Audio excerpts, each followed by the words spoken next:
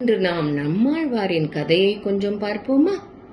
நம்மாழ்வார் திருக்குருகூர் என்னும் திவ்ய தேசத்தில் வேளாளர் குலத்தில் காரியார் மற்றும் முடையநங்கையாருக்கு வைகாசி மாசம் விசாக நட்சத்திரத்தில் பிறந்தார். கலியுகம் தொடங்கி இன்றைக்கு சுமார் 5000 வருடங்களுக்கு முன்பு நம்மாழ்வார் பிறந்தார்.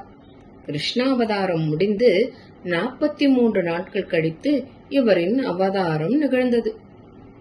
இவர் பிறந்தது முதல் பால் கூட அறிந்தாமல் குழந்தைகள் எவ்வாறெல்லாம் இருக்குமோ அவ்வாறு இல்லாமல் அமைதியாக இருந்ததால் இவரின் பெற்றோர்கள் இவரை திருக்குருகூர் எம்பெருமான் சன்னதிக்கு அழைத்துச் சென்றனர். அங்கு இவர் தவழ்ந்து சென்று அக்கோவிலின் புளிய மரத்தில் உள்ள ஒரு பொந்தில் அமர்ந்து தியான நிலையை தொடர்ந்தாராம். இது இப்படி இருக்க மதுரகவியாழ்வார் தனக்கு ஒரு குருவை தேடி வடதேசங்களுக்கு சென்றார். அப்பொழுது ஒரு நாள் தென் திசையிலிருந்து ஒரு அற்புதமான ஒளி வருவதை கண்டார். அவ்வொளியை பின்பற்றி கவிகள் இந்த புளிய மரத்தை அடைந்தார். அந்த ஒளி புளிய மரத்தில் உள்ள நம்மாழ்வாரிடமிருந்தே தோன்றியதை அறிந்தார். அமைதியாக யோக நிலையில் இருந்த நம்மாழ்வாரின் மீது இவர் ஒரு சிறிய கல்லை எடுத்து போட்டு அவரிடம் அசைவு இருக்கிறதா என்று பார்த்தார். அப்பொழுது நம்மாழ்வார் 16 வருடங்கள் உண்ணாமல் உறங்காமல் யோக நிலையில் இருந்து அன்றுதான் கண் விழித்து பார்த்தார். மதுரகவி ஆழ்வார் அவரிடம் செத்ததின் வயிற்றில் சிறியது பிறந்தால் எத்தை தின்று எங்கே கிடக்கும் என்று கேட்டார். நம்மாழ்வாரும் அத்தை தின்று அங்கேயே கிடக்கும் என்று கூறினார். அதாவது உயிரற்ற உடல்தான் செத்தது, அதில் ஆன்மா என்கிற சிறியது பிறந்தால் கர்மவசத்தால் புலன்களாகிற இன்பத் துன்பங்களை அனுபவித்துக் கொண்டு இங்கேயே கிடக்கும் என்பதுதான் இதன் அர்த்தம். ஆம், நாம் நம்முடைய கர்மவசத்தால் புலன்களாகிற கண், காது, வாய், மூக்கு, தோல் இவைகளால் ஏற்படக்கூடிய இன்பத் துன்பங்களை அனுபவித்து வருகிறோம் அல்லவா? இது மாயை என்பது அறியாமல் அதன் பின்னேயே செல்கிறோம். பிறந்ததின் நோக்கம் அறியாது அலைகிறோம். இவற்றை அடக்கி மெய்ஞானம் பெற்றவர்தான் நம்மாழ்வார். அது அவரின் பிறப்பில் இருந்தே நாம் அறிந்து கொள்ள முடிகிறது இல்லையா? இப்படிப்பட்ட நம்மாழ்வாரை தமது குருவாக மதுரகவியாழ்வார் ஏற்றுக்கொண்டார். இதன் பிறகு நம்மாழ்வார் 4 வேதங்களை அடிப்படையாக கொண்டு 4 பிரபந்தங்களை பாடினார். திருவிருத்தம், திருவாசிரியம், பெரிய திருவந்தாதி, திருவாய்மொழி, இப்படி 4 பிரபந்தங்களை பாடினார். இவர் 33 வருடங்கள் வரையே இவ்வுலகில் இருந்தார். 4000 திவ்ய பிரபந்தத்தில் இந்த 4 பிரபந்தங்களும் உள்ளது. இவருக்கு எம்பெருமானை போலவே எண்ணிறந்த திருநாமங்கள். இவர் அமர்ந்திருந்த புளியமரம் ஆழ்வார் திருநகரி என்னும் திவ்ய தேசத்தில் திருநெல்வேலி இருக்கு இல்லையா, அதுக்கு பக்கத்துல இன்னைக்கும் இருக்கு. மதுரகவி ஆழ்வார தாமிரபரணி ஆற்ற காய்ச்சி அதுலேந்து இவரோட திருமேனிய உருவாக்கினார் இல்லையா, அந்த திருமேனியும் இந்த திருக்குருகூர் ஊர்ல தான் இன்னைக்கும் இருக்கு. உண்டோ வைகாசி விசாகத்திற்கு ஒப்பு ஒரு நாள், உண்டோ சடகோபருக்கு ஒப்பு ஒருவர், உண்டோ திருவாய்மொழிக்கு ஒப்பு, தென் குருகைக்குண்டோ ஓர் பார்தனில் ஒக்கும் ஊர். அதாவது வைகாசி மாசம் விசாக நட்சத்திரத்துக்கு இணையான நட்சத்திரம் இல்லை. சடகோபன் என்பது நம்மாழ்வாரின் திருநாமம். அதான் சடகோபனுக்கு இணையானவர் இல்லை. அவர் இயற்றிய திருவாய்மொழிக்கு இணையான பிரபந்தமும் இல்லை.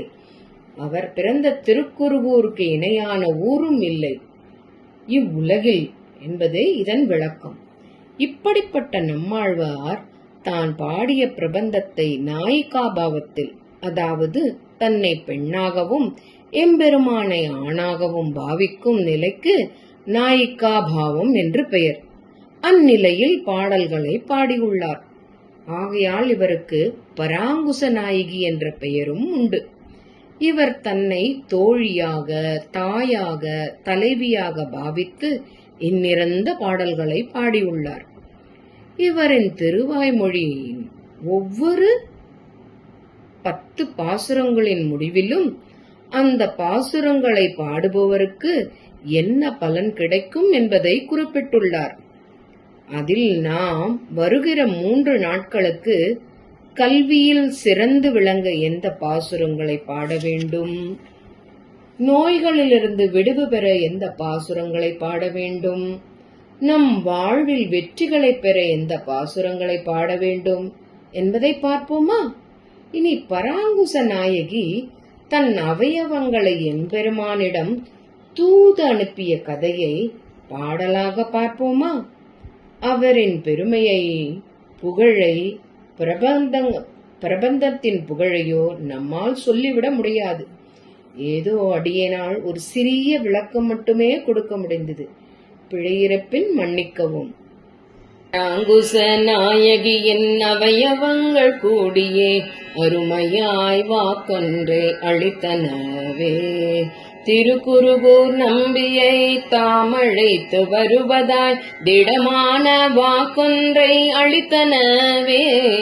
திருக்குருகூர் நம்பியை தாமழைத்து வருவதாய் திடமான வாக்கொன்றை அளித்தனவே. பராங்குச நாயகி அவயவங்கள் கூடியே அருமையாய் வாக்கொன்றை அளித்தனவே.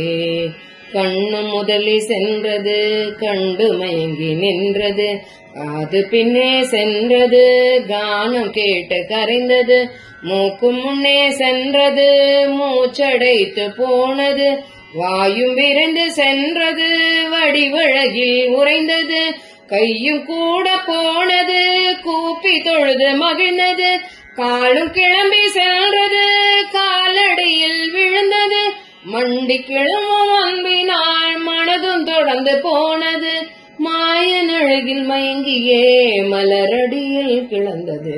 மண்டி கிளம்பும் அன்பினால் மனதும் தொடர்ந்து போனது, மாயன் அழகில் மயங்கியே மலரடியில் கிடந்தது.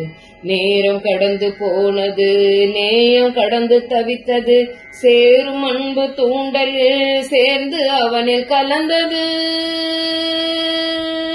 பராங்குச நாயகி பைய பைய நடந்தனள், பரமன் நம்பி ஊரானை பாவையவளும் அடைந்தனள்.